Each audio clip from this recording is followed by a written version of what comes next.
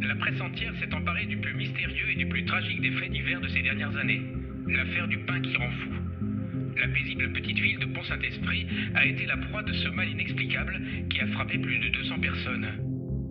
Des crises de folie hallucinatoire dues à la présence dans le pain de l'ergotine, le poison des céréales, ont fait plusieurs morts. La vente du pain a été aussitôt interdite.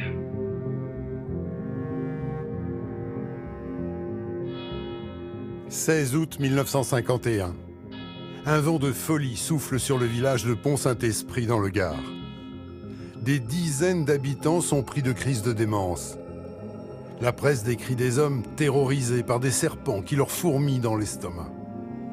Un médecin évoquera la soirée du 25 août où des dizaines d'habitants sont pris de convulsions, comme la nuit de l'Apocalypse.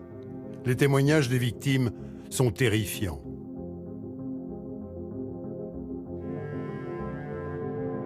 Je suis resté exactement 21 jours sans dormir. Absolument impossible de fermer l'œil, malgré tous les calmants et somnifères que le médecin a pu m'administrer. Alors il est évident, quand on reste 21 nuits sans dormir, l'esprit travaille. Et ma jeune fille avait des crises terribles d'hallucination, se dressant sur son lit, voyant le sang qui tombait du plafond de partout, voyant des tigres qui bondissaient dessus, des lions, des ours qui venaient la dévorer. Et alors à ce moment-là, criant évidemment, poussant des cris terribles, des cheveux qui lui sortaient de la bouche. Elle avait toujours l'impression qu'elle avait sa bouche pleine de cheveux. Elle s'arrachait comme ça, n'est-ce pas, pour éliminer ses cheveux, qu'elle n'y arrivait pas. Et vous vous souvenez de quelque chose, mademoiselle? Oh, rien du tout, monsieur. À Pont-Saint-Esprit, on appelle ça le drame du pain maudit, car les malades ont tous mangé le pain de la boulangerie Brillant. C'est la première fois en France qu'un village entier devient fou. La presse fait ses gros titres et s'interroge sur les raisons de cette hallucination collective. À Pont-Saint-Esprit, c'est la panique. On se rue désormais sur les biscottes. Rapidement, les corbillards se succèdent dans la bourgade. On comptera 7 morts, 300 personnes intoxiquées et une cinquantaine internées en psychiatrie.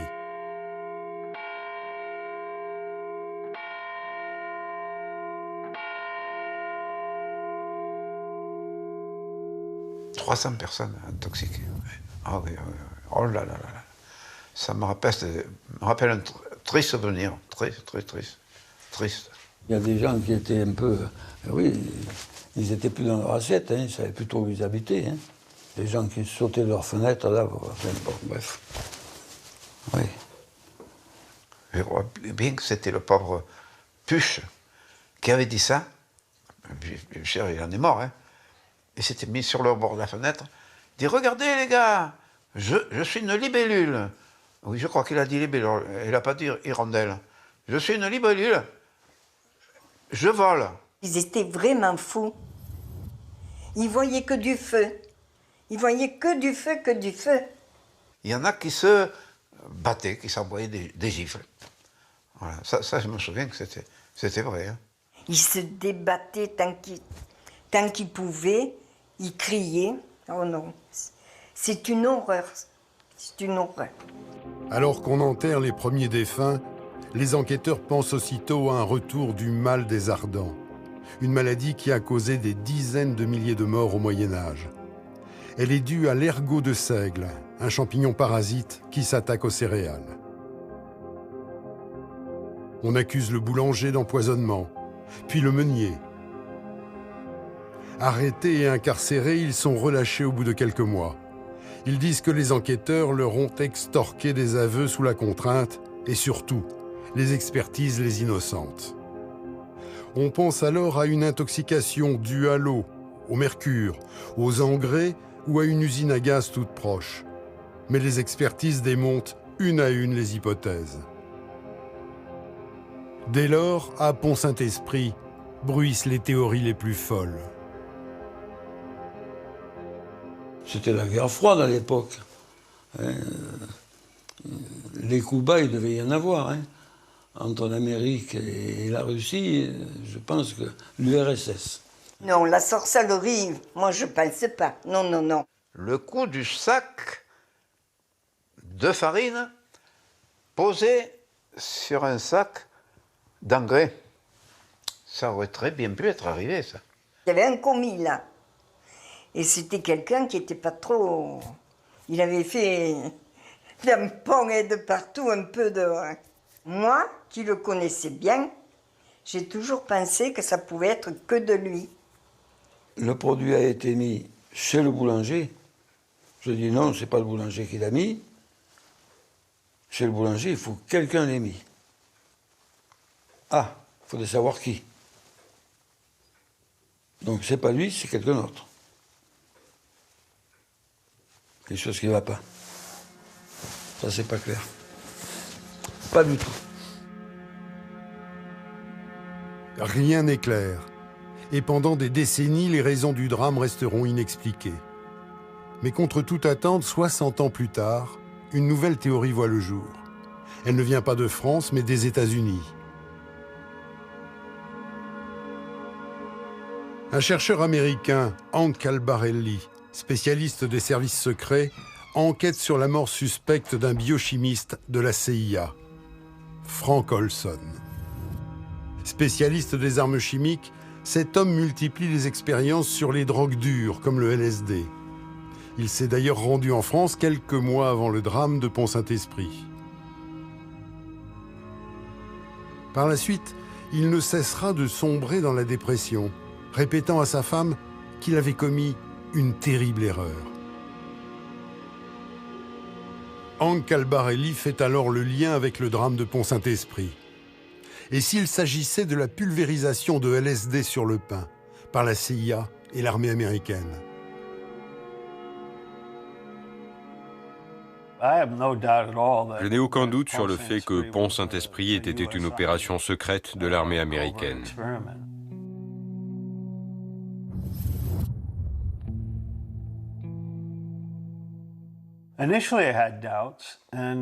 Au début, j'avais des doutes, et je pense que ces doutes étaient dus au fait qu'au fond de moi-même, j'espérais secrètement que ce ne soit pas une expérimentation. C'était dur d'imaginer que mon propre gouvernement puisse en arriver là.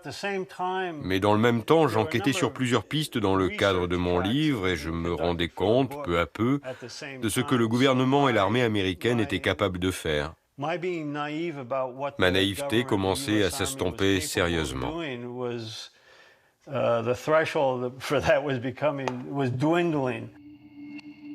Est-il possible que les Américains aient drogué un village entier dans un pays allié, provoquant sans doute involontairement la mort de 7 habitants?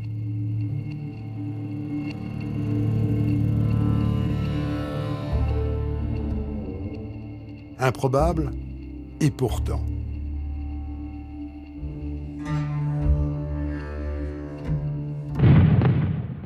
Pour comprendre ce qui s'est passé à Pont-Saint-Esprit, il faut revenir à la fin de la Seconde Guerre mondiale. Dans les camps, on découvre l'ampleur des monstruosités commises par les nazis.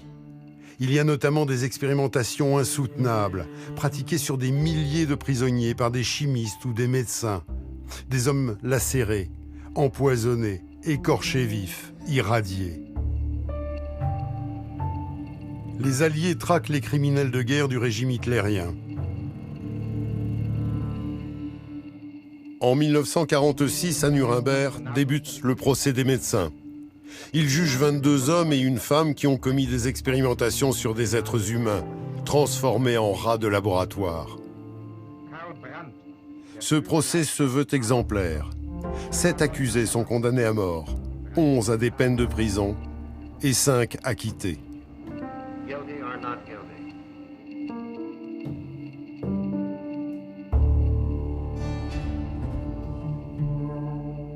Les Américains rédigent pour l'occasion le Code de Nuremberg, un modèle du genre qui impose des règles strictes aux expérimentations sur les humains.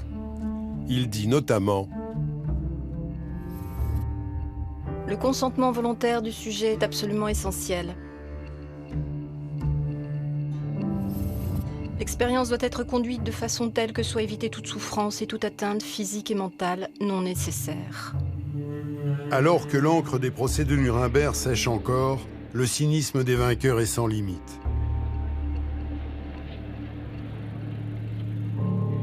Les services secrets américains montent l'opération Paperclip. Près de 1500 scientifiques allemands et parmi eux des criminels de guerre sont exfiltrés vers l'Amérique. On leur offre une nouvelle vie en échange de leur savoir et leur collaboration. C'était un jeu de dupes, de propagande, dans lequel les Américains se sont lancés. C'était presque un procès pour la forme.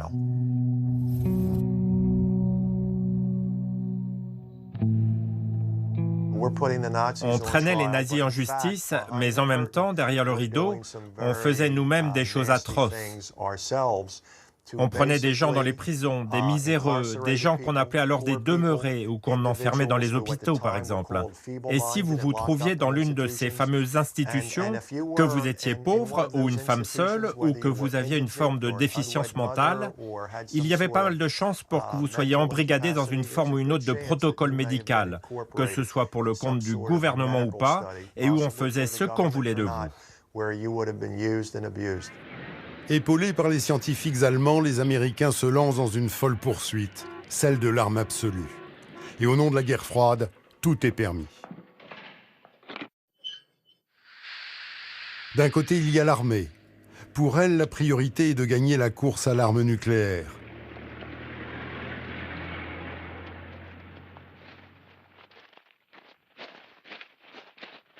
Alors, pour tester les effets des irradiations à grande échelle, elle utilise ses propres soldats, car ils sont dociles et disciplinés. De 1946 jusqu'à 1962, entre 250 000 et 500 000 d'entre eux seront irradiés sur l'atoll de Bikini ou dans le désert du Nevada. On expose des militaires sans aucune protection, étrangers aux risques qu'ils encourent. Et c'est à coups de balai que l'on nettoie les particules irradiées. Ces images servent de propagande à une armée qui veut afficher sa toute-puissance technologique.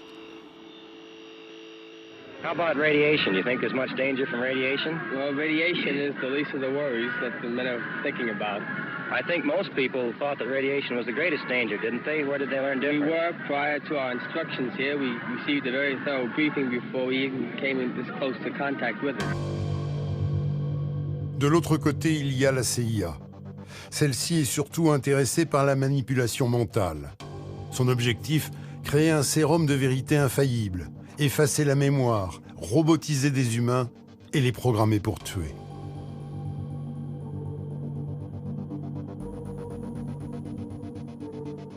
Cela tombe bien, car en 1948, un chercheur des laboratoires Sandoz, Albert Hofmann, découvre une molécule qui met en ébullition les services secrets. Le diéthylamide de l'acide lysergique, ou LSD. C'est un dérivé de l'ergot de seigle, ce même parasite qu'on a longtemps tenu pour responsable du drame de Pont-Saint-Esprit. On pense alors que les effets hallucinatoires de cette drogue sont la clé de la manipulation mentale. Craignant que les Soviétiques ne mettent la main sur les échantillons de Sandoz, les Américains achètent tout le stock. La découverte du LSD est aussi une aubaine pour l'armée, car en marge du nucléaire, elle cherche une arme qui permette de soumettre un ennemi sans tirer un coup de feu. De ce programme, c'est James Ketchum, ici en uniforme. C'est un psychiatre qui travaille désormais pour les militaires. En bon patriote, il est prêt à aller très loin dans ses recherches. Il teste donc une trentaine de drogues, mais surtout le LSD et le redoutable benzylate. 7000 soldats vont passer entre ses mains. Des centaines d'entre eux ont attaqué l'armée en justice en raison des effets secondaires qu'ils ressentent encore et qu'ils attribuent à ces drogues. Quoique mis en examen, James Ketchum voit les choses autrement.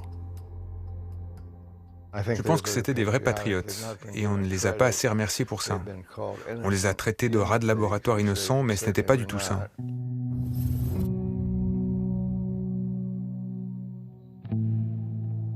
Ils savaient ce qu'on allait faire, et on les prévenait autant qu'on pouvait. Il ne fallait pas qu'on dévoile le nom des drogues, car certaines étaient faites de façon artificielle. Et si on donnait le nom, ça aurait permis de donner leurs composants. On avait peur que les Soviétiques les découvrent car ils nous espionnaient. On pensait qu'ils étaient en avance sur nous, mais en fait, ce n'était pas le cas. Alors ils nous pistaient pour voir ce qu'ils pouvaient apprendre de ce qu'on faisait. Ils ont d'ailleurs développé les mêmes drogues par la suite.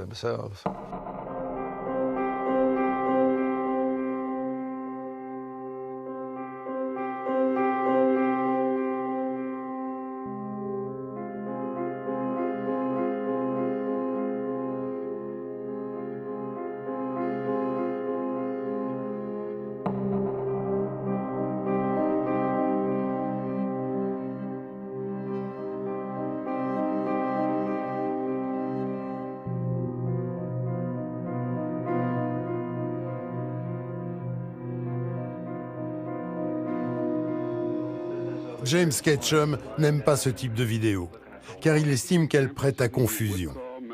Il veut convaincre que les produits étaient plus festifs que dangereux, et préfère des images comme celle de ce soldat sous LSD.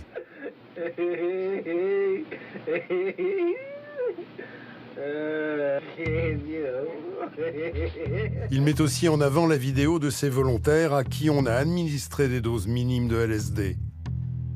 Quelques minutes plus tard, ils sont incapables de répondre à des ordres simples. Incapables aussi de réaliser des exercices basiques.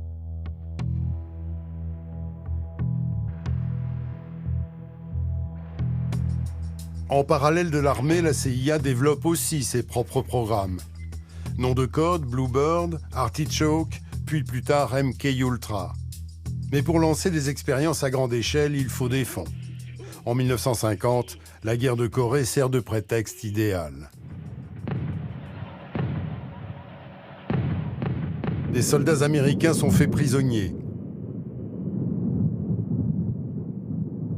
Pendant leur détention, certains pilotes avouent avoir bombardé la Corée avec des armes chimiques, ce qui est interdit. Les Américains crient à la manipulation. La CIA profite de l'aubaine pour obtenir des budgets lui permettant de travailler sur le lavage de cerveau. Pendant la guerre en Corée, les pilotes américains qui étaient capturés ont apparemment commencé à faire de faux aveux sur la guerre chimique.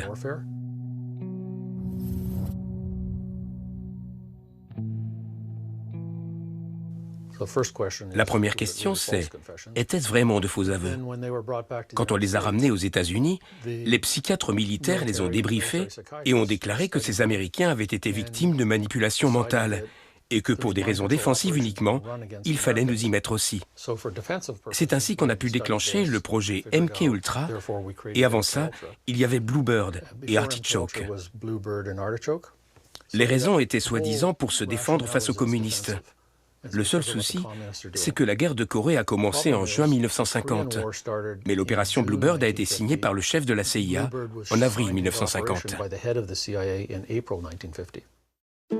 La course est lancée et il n'y a plus de limite. On inocule des drogues dévastatrices aux animaux, mais ce sont surtout les humains qui intéressent les scientifiques. Dans le camp d'Edgewood, où James Ketchum a travaillé, les soldats sont de plus en plus sollicités. Ceux-ci pensent tester des masques à gaz. En réalité, les recharges sont remplies d'un produit toxique. Ils testaient toute une gamme de drogues hallucinogènes, comme le LSD, la marijuana ou des produits comme ça. Mais ils en ont profité pour faire des recherches sur d'autres drogues à haute dose, comme l'atropine, la scopolamine ou le benzylate, des drogues très puissantes. Au bout d'un moment, beaucoup de ces soldats n'étaient plus bons à rien et les médecins ne pouvaient plus poursuivre leurs tests car il s'agissait d'un laboratoire aux capacités limitées. En d'autres termes, ils devaient trouver de nouveaux terrains d'expérimentation.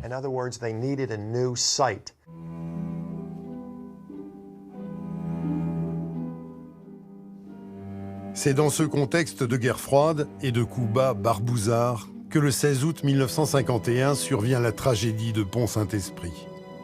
La France est en disette économique et les Américains se méfient de cet allié ingérable. Le village est alors aux mains des socialistes. Aux yeux de l'Amérique, ce sont les rouges. ils sont l'avant-garde du péril soviétique. Mais Roger Castillon, le maire, ne croit pas au complot venu de l'étranger. Ce que j'ai du mal à imaginer, c'est pourquoi Pont-Saint-Esprit serait devenu le terreau expérimental de la CIA. Voilà, quoi.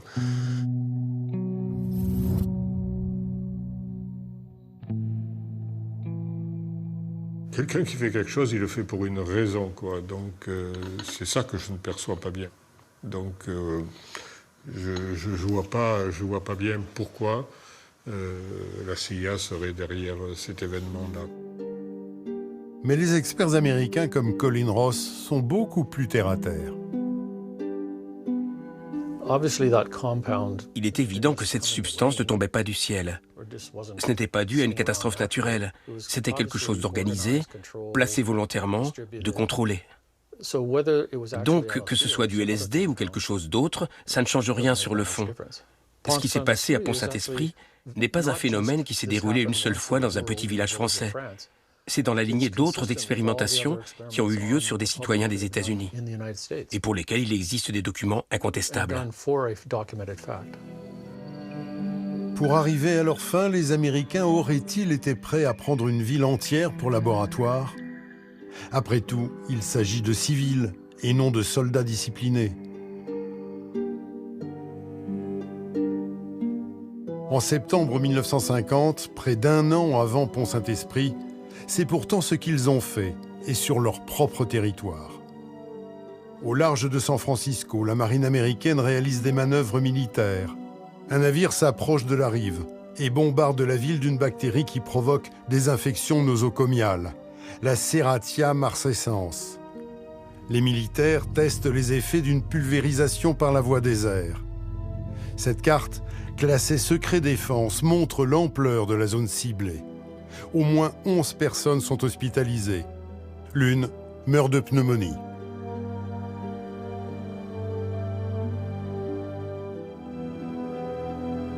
Il s'agit de faits incontestables.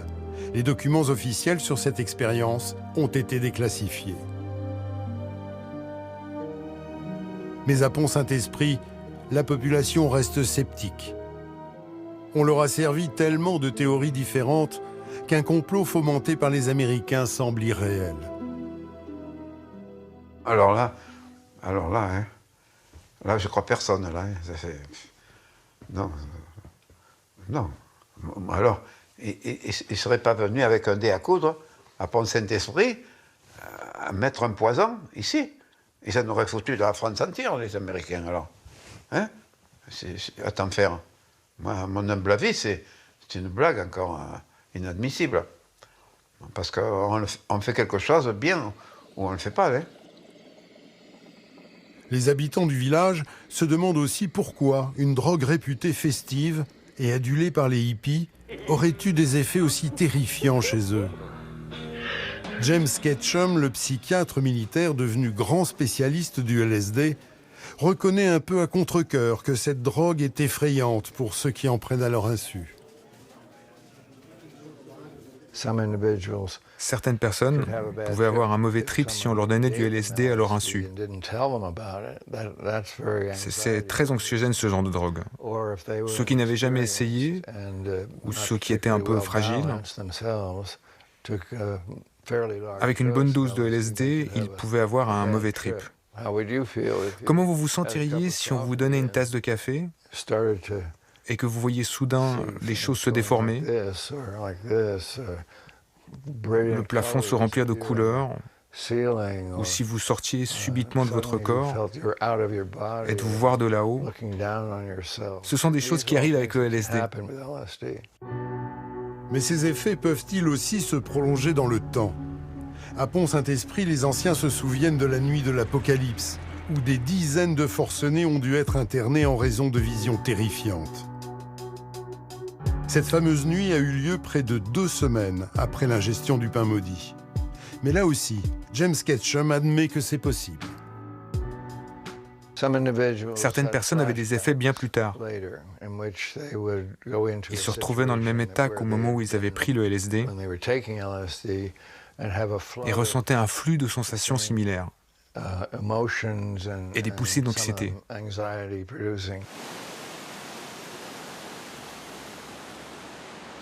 En 1951, les enquêteurs français pensent d'ailleurs au LSD et font appel à Albert Hofmann, l'inventeur de la drogue.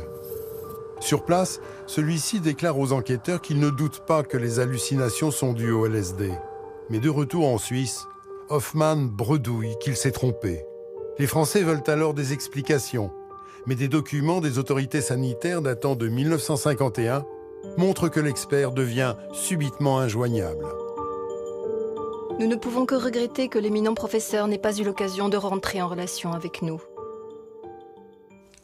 Je pense que si les scientifiques de Sandoz affirment soudain que ce n'est plus du LSD, c'est juste pour dissimuler qu'on peut être sûr à 100% que ce LSD provenait de chez eux. Sandoz étaient alors les seuls à en avoir. C'est de l'intox tout ça. Après des mois d'enquête, les Français sont tellement désorientés par l'accumulation de pistes qui ne mènent nulle part que l'affaire de Pont-Saint-Esprit se noie peu à peu dans son propre mystère.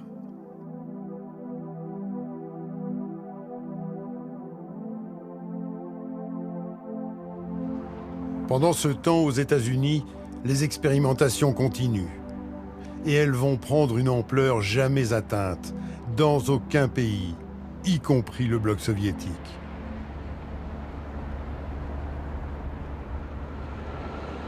Des populations entières font les frais de tests à grande échelle. En voici quelques exemples. Ici aussi, il s'agit de cas indiscutables, reconnus par l'Amérique. En 1953, on injecte de l'iode radioactive à des nouveau-nés et des mères enceintes à l'université de l'Iowa ou encore celle du Nebraska. En 1955, la CIA pulvérise la bactérie de la coqueluche au large de Tampa. 12 morts, des dizaines de malades.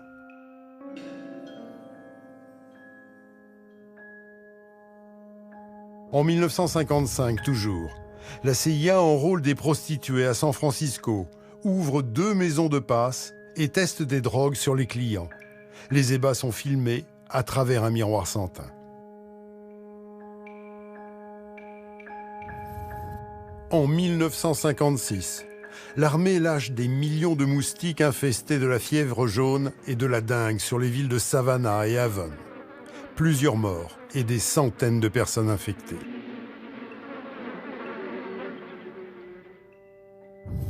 En 1960, à Cincinnati, l'armée finance un programme d'irradiation sur 90 indigents ou malades au sein de l'hôpital universitaire de la ville. Certains décèdent au bout de quelques semaines. En 1966, l'armée teste un virus dans le métro de New York, puis celui de Chicago. Les bactéries sont dissimulées dans des ampoules électriques. On veut étudier la propagation d'agents chimiques en grandeur nature. Pour ces expériences, l'armée ou la CIA finance des laboratoires dans les universités les plus prestigieuses, Yale, Stanford, Harvard ou Columbia. Elles y sont toutes. Glorifiées par l'idée de travailler pour la défense de la nation, les chercheurs deviennent fous. Le docteur Klettman, à Philadelphie, a augmenté 468 fois les doses, à tel point que cela a effrayé les biochimistes qui ne comprenaient pas qu'un docteur aussi respectable puisse faire ça. À Washington, Walter Freeman, un spécialiste de la lobotomie très réputé, voyageait à travers le pays et faisait des lobotomies jusque dans sa camionnette. Il utilisait un pic à glace et en faisait jusqu'à 15 à 20 par jour.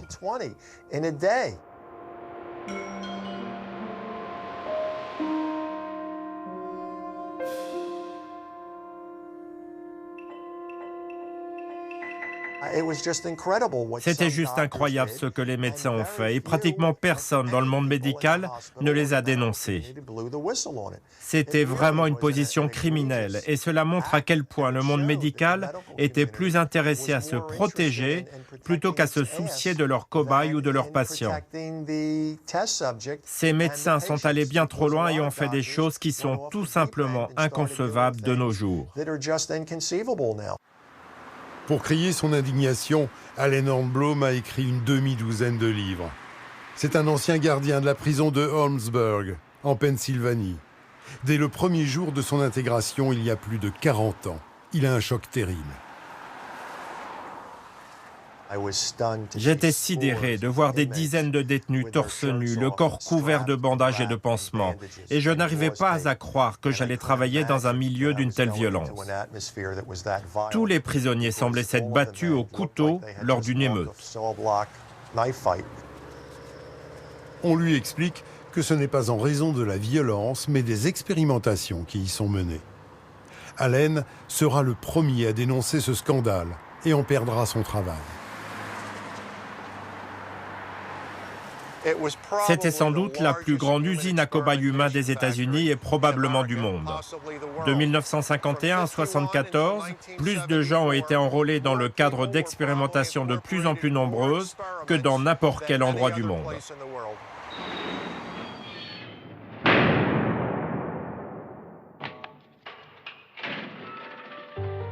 Drogue, virus, cellules cancéreuses, plutonium, gaz sarin. Les produits les plus toxiques sont testés à Holmesburg, mais aussi dans des dizaines de prisons à travers le pays. Pour dénoncer ces expérimentations, Allen Hornblum va retrouver d'anciens détenus, comme Youssef. En 1961, cet homme est incarcéré pour vente de marijuana. Il est pauvre, peu éduqué. On lui propose de participer à des tests pour $1 par jour. Depuis, Youssef a dû être opéré du tube digestif. Il a le foie malade, la peau ravagée et ne peut plus travailler. Son premier test, ce sera sur un bain moussant pour le compte de l'entreprise Johnson & Johnson. Ils ont pris de l'adhésif et l'ont appliqué plusieurs fois sur mon dos, jusqu'à ce que les premières couches de peau disparaissent.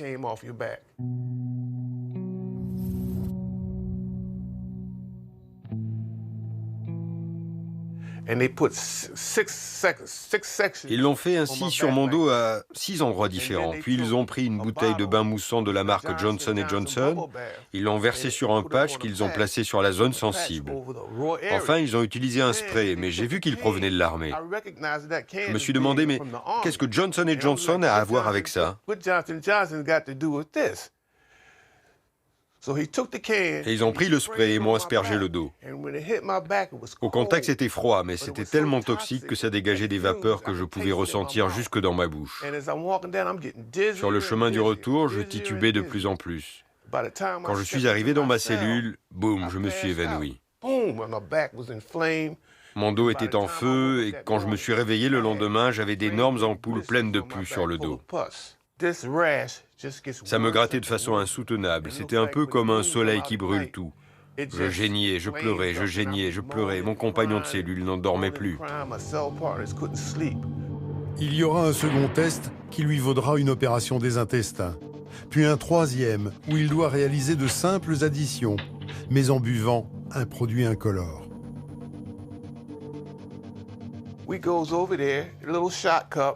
Nous voici donc avec notre petit verre qui ressemblait à de l'eau, et on devait le boire. Toute la pièce s'est mise à bouger, j'avais comme un haut-parleur dans la tête. Les murs étaient devenus comme de l'eau, vous voyez le genre ? Et je suis resté un long moment prostré, plutôt que de continuer le test. Je suis entré dans ma cellule dans cet état, et je vous jure, j'étais en loque. C'était une drogue à effet retard qu'ils avaient mis dans ce verre, et les effets ont duré pendant des semaines. Les détenus m'ont surnommé l'incontrôlable. Je ne parlais plus à personne, j'avais peur de tout le monde, et tout le monde semblait avoir peur de moi.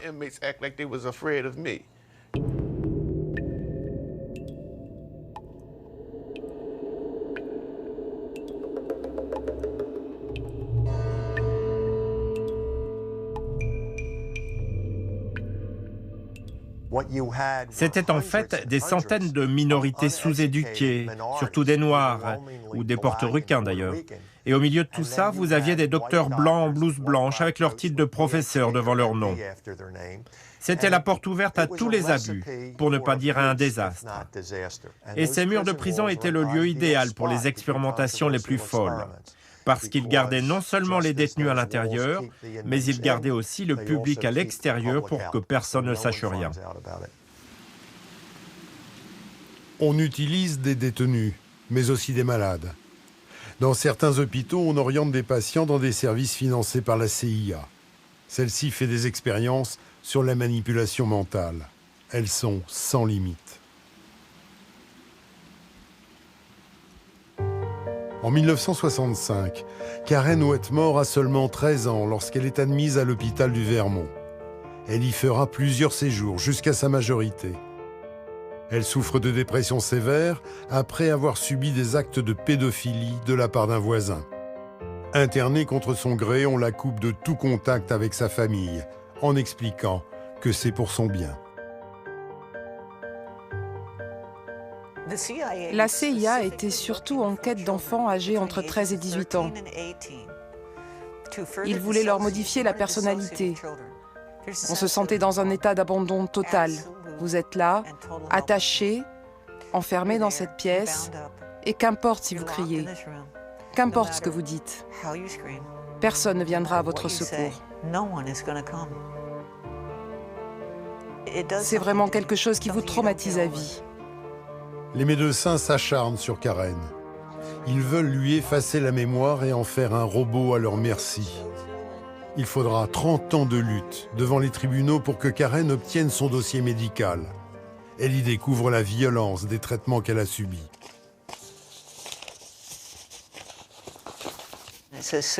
Là, c'est écrit « attaché en totalité ». Ça veut dire la camisole de force. Et attaché, donc, ils ont attaché mes bras et mes pieds. C'était sans interruption, jour après jour, semaine après semaine, février, mars, avril, et tout ça jusqu'au 21 juin 1971.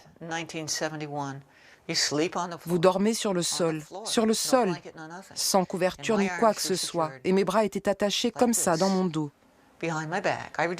Ça, je m'en souviens bien, c'est très douloureux. Ça vous tire sur la nuque, ça vous tire sur les épaules, et pas moyen de s'échapper. Ça rend fou, totalement fou. Et j'étais toute nue. Je pense que ça faisait partie des efforts qu'ils faisaient pour me détruire. Tout ce qu'ils ont fait visait à me détruire. Des mois dans une pièce confinée sans aucun repère. Période pendant laquelle ses bourreaux vont lui administrer toutes sortes de drogues et même des électrochocs à des doses inhumaines.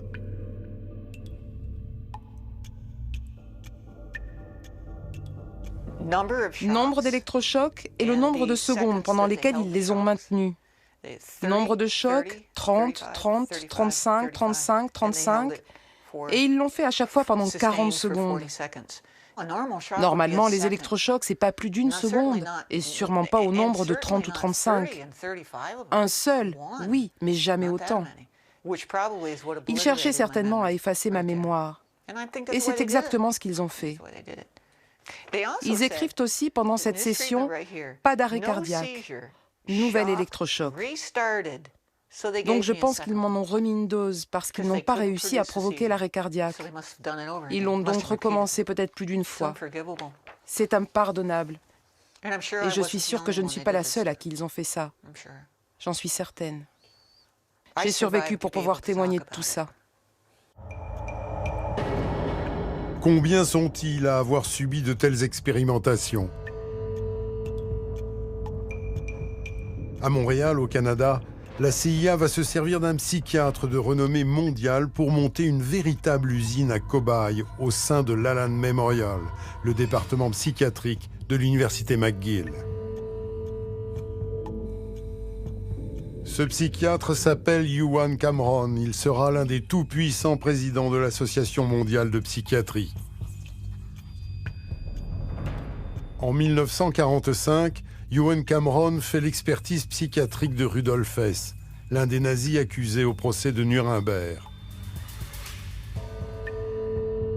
En 1957, la CIA le recrute pour son programme MK-Ultra. Les Américains veulent parfaire leur technique d'interrogatoire et programmer un humain à tuer.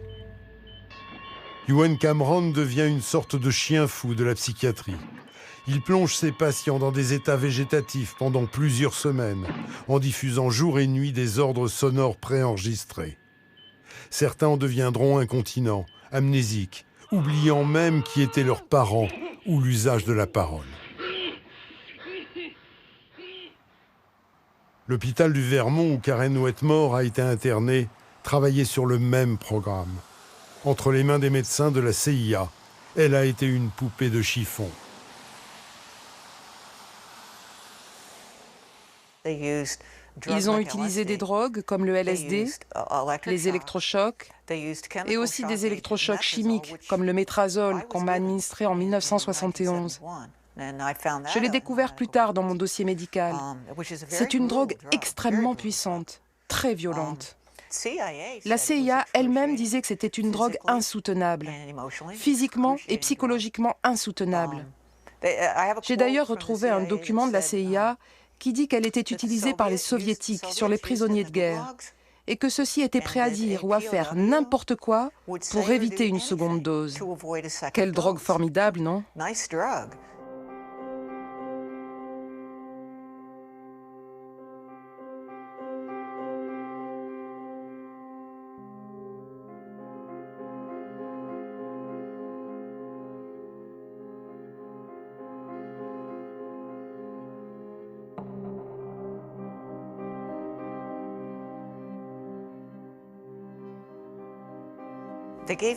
Ils m'ont donné 1800 mg, ce qui est apparemment une dose énorme. Et cette nuit-là, je me suis plainte d'entendre des voix d'hommes dans ma tête qui me tourmentaient et m'obsédaient. Et j'ai tenté de m'immoler par le feu. L'imagination des savants est sans limite. Sur ces images, un taureau charge la cape qui s'agite devant lui. Quelques instants plus tard, on lui implante un émetteur dans le cerveau. Puis on le lance à nouveau dans l'arène. À chaque charge, il reçoit une impulsion qui coupe son élan. Des documents aujourd'hui déclassifiés montrent que des émetteurs plus sophistiqués ont été testés sur des cobayes humains. Il y a toujours des débats sans fin entre ceux qui croient et ceux qui ne croient pas. Mais moi, ce qui m'intéresse, c'est ce que disent les documents. Eh bien, ces documents décrivent clairement l'implantation d'électrodes dans le cerveau des gens, activer ces électrodes à partir d'un transmetteur et changer le comportement des gens. De violents à taper les murs, ils deviennent des moutons. Derrière l'oreille de Karen, il y a justement une cicatrice dont elle ne connaît pas l'origine. Quand ma thérapeute a compris que la CIA s'était servie de moi comme cobaye, elle m'a dit « Laisse-moi regarder, juste pour voir. » C'est parce qu'on avait entendu parler de ces implants. On avait lu des choses sur ça, il y avait des documents. Et je lui dis « Pourquoi pas ?» Et c'était bien là où je vous ai montré. Je suis allée chez un chirurgien spécialisé qui m'a dit que c'était une cicatrice faite lors d'une chirurgie. Il n'y a pourtant rien dans mon dossier médical qui parle de problème ou de quoi que ce soit dans mon oreille droite. On ne parle ni d'incision ni d'opération effectuée à cet endroit. Et pourtant c'est bien là. Pour ce qu'elle a subi, Karen a été indemnisée par le gouvernement américain. Mais tout comme les rares victimes qui ont osé élever la voix, pendant longtemps, elle a été prise pour folle.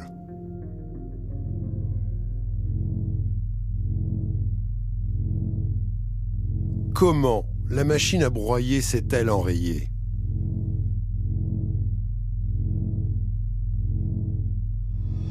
En 1973, alors que le Watergate secoue toutes les institutions, Richard Helms, le directeur de la CIA, sent le vent tourner. Il travaille en loup solitaire et n'a pas informé la présidence de ses expérimentations. Il sait qu'il a dépassé les limites. Pour se protéger, il ordonne la destruction de tous les documents relatifs au projet MKUltra et l'arrêt du programme. 2 ans plus tard, en 1975, le président Gerald Ford commande une enquête sur la CIA. La commission Rockefeller prête serment. Sa tâche n'est pas simple, car au sein de la CIA, même les proches lieutenants de Richard Helms ne savent rien sur les programmes de lavage de cerveau. Il y a beaucoup de choses débiles dans les institutions qui cultivent le secret.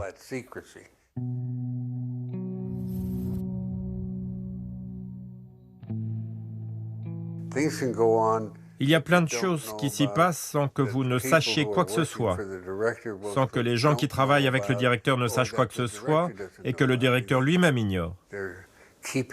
On garde tout sous le couvercle. Si ça marche, on en parle, mais en attendant, mieux vaut ne rien dire, pour ne pas avoir de problème.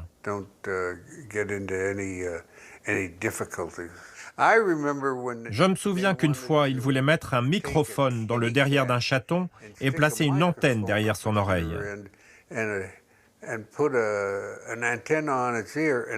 Et il devait le relâcher, par exemple, dans le cas d'espions qui discutent dans un jardin, et qu'il se rapproche d'eux pour écouter ce qu'ils disaient.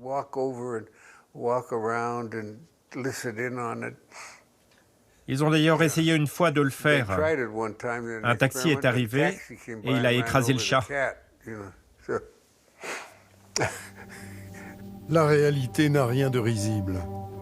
Dans sa hâte à faire disparaître les preuves, la CIA oublie 20 000 documents. C'est une goutte d'eau au regard de tout ce qui a été détruit, mais il révèle qu'elle a financé 149 programmes impliquant 80 institutions, souvent les plus vénérables.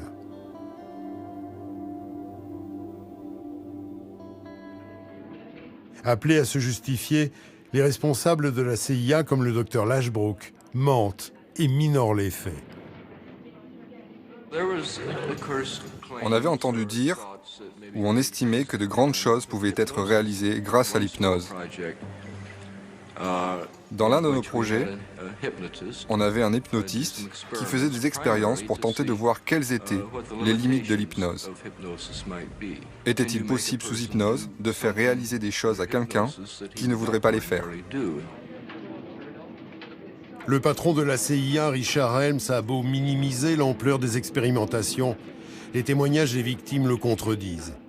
Les commissions d'enquête se succèdent et recueillent la parole de témoins de plus en plus nombreux, comme cette femme, Chris de Nicolas. Son père l'a mise entre les mains d'un médecin de la CIA réputé, le docteur Green, alors qu'elle avait 12 ans. Son but était de me manipuler et faire de moi un tueur professionnel. Le docteur Green avait mis des électrodes sur mon corps et aussi sur ma tête. Il utilisait une sorte de projecteur et répétait en boucle des ordres multiples pour les imprimer dans mon cerveau, tandis qu'une lampe rouge clignotait au-dessus de moi. Entre chaque séance, il utilisait des électrochocs et m'ordonnait de me laisser aller de plus en plus. Chaque ordre devait s'imprégner de plus en plus profondément dans mon cerveau et je devais faire ce qu'il m'ordonnait.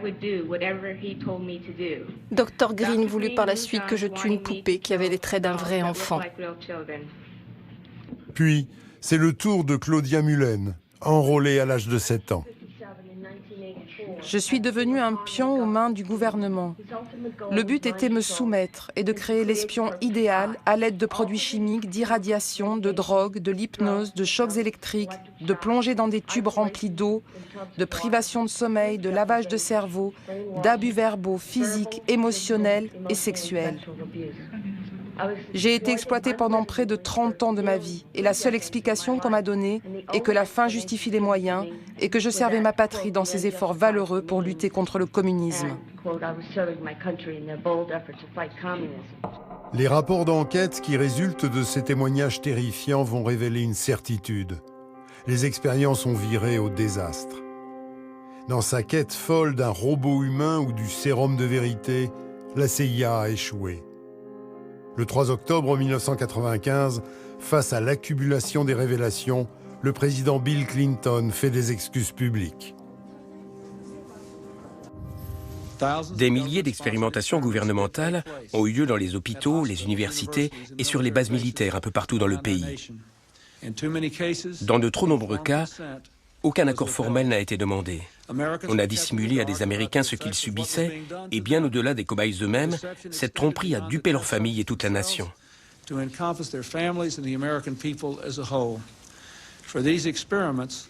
Ces expérimentations sont restées secrètes, et elles ont été dissimulées non pour des raisons de sécurité, mais par crainte du scandale.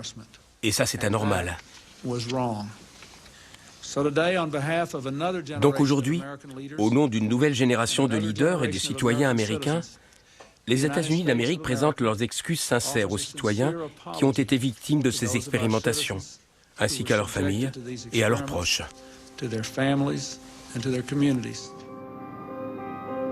Dès lors, un grand nombre d'archives secrètes va tomber dans le domaine public. Des chercheurs vont s'intéresser à cette période trouble, et notamment Hank Albarelli. Celui-ci travaille sur la mort suspecte de Frank Olson, le biochimiste qui officiait au sein de la CIA. Dès 1951, l'année du drame de Pont-Saint-Esprit, Frank Olson met en doute l'éthique des expérimentations qu'il réalise et en devient dépressif. En novembre 1953, la CIA met à son insu du LSD dans son verre. 9 jours plus tard, il se défenestre du 13e étage d'un hôtel de New York. Meurtre ou suicide, on ne saura jamais. Lors de son enquête, Hank Albarelli tombe sur ce document surprenant. Il provient de la Maison-Blanche et relie étrangement le nom de Frank Olson à Pont-Saint-Esprit. Pourquoi donc, en pleine guerre de Corée, la Maison-Blanche s'intéresse-t-elle à ce petit village français? Mieux encore, Hank tombe aussi sur une étude réalisée par la CIA sur le LSD. Le document lui-même était une étude de travail qui traitait spécifiquement du LSD. Il ne parlait absolument pas de l'ergot. Il y avait une sorte de chapitre qui parlait du drame de Pont-Saint-Esprit, et les 2 premiers paragraphes de ce texte décrivaient essentiellement ce qu'on savait déjà tous sur les événements qui se sont déroulés dans le village.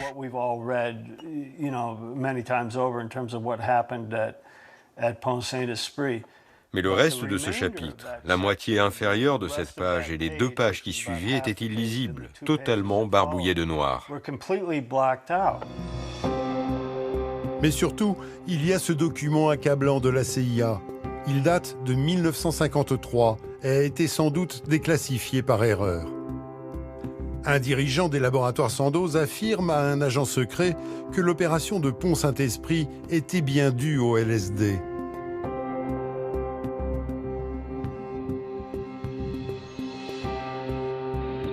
Les laboratoires Sandoz, c'est là où travaille Albert Hofmann, l'homme qui a découvert le LSD. Celui-là même qui avait rendu la drogue responsable de la tragédie de Pont-Saint-Esprit, avant de se rétracter. Quand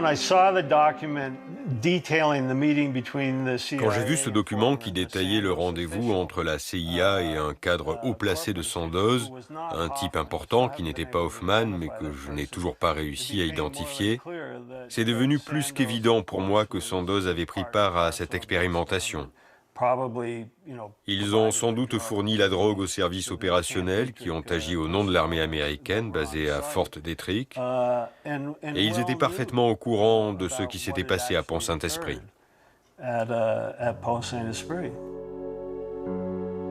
Ce même document précise qu'en 1952, l'interlocuteur de la CIA avait déjà expliqué que le drame du pain maudit avait été provoqué par du LSD.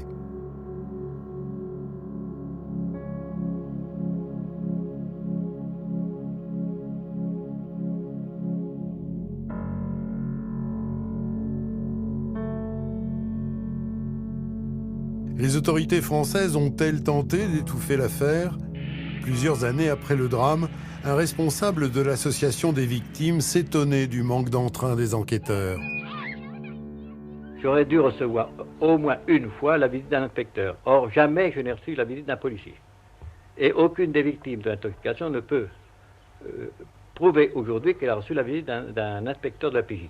Les parents d'une des principales victimes, un jeune homme de 24 ans, M. Moulin, ont demandé au juge d'instruction d'effectuer des prélèvements de viscères sur le corps de leur fils et qui n'ont pas obtenu de satisfaction. Pourquoi? Le juge d'instruction leur a répondu les prélèvements de viscères ont déjà été effectués sur le corps de M. Muson, la première victime. Nous savons maintenant à quoi nous en tenir. Ce qui était faux, puisque nous ne savons pas 10 ans après à quoi nous en tenir aujourd'hui. Les Français auraient-ils quelque chose à cacher?